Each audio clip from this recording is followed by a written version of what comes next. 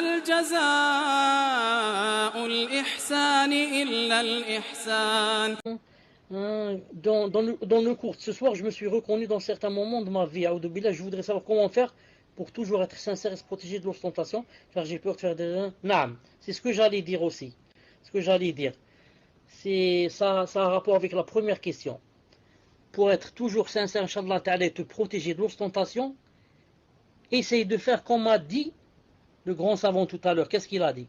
Il a dit, si je pouvais faire la salade surrogatoire sans que mes deux anges me voient, je le ferais.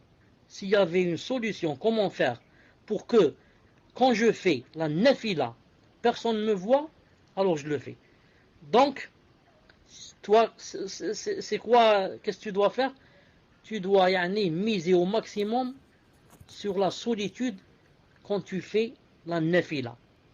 Quand tu pries la nafila. C'est pour ça que la sunna de la nafila, c'est pas de la faire à la mosquée, c'est de la faire à la maison.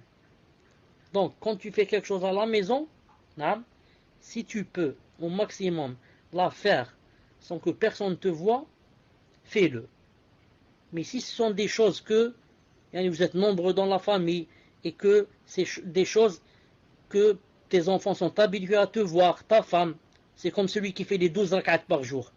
4 avant le Dhuhr, 2 après le Dhuhr, 2 après le Maghrib, 2 après Isha. Ça, tu es obligé qu'on te voit à la maison. Tu as une femme, tu as des enfants.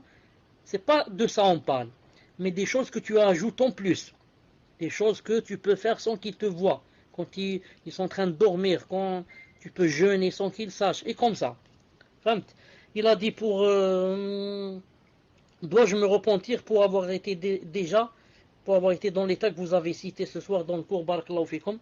Naam, quand une personne sent que elle a fait de l'ostentation, etc., et que maintenant elle sent qu'elle était dans la faute, etc., elle se repent en demandant à Allah Ta'ala pardon, en demandant à Allah Subhanahu pardon, et en se mettant dans la tête que Inch'Allah Ta'ala, dans le cœur, qu'elle ne refera plus cette chose bi'idnillahi Ta'ala. Pour la troisième.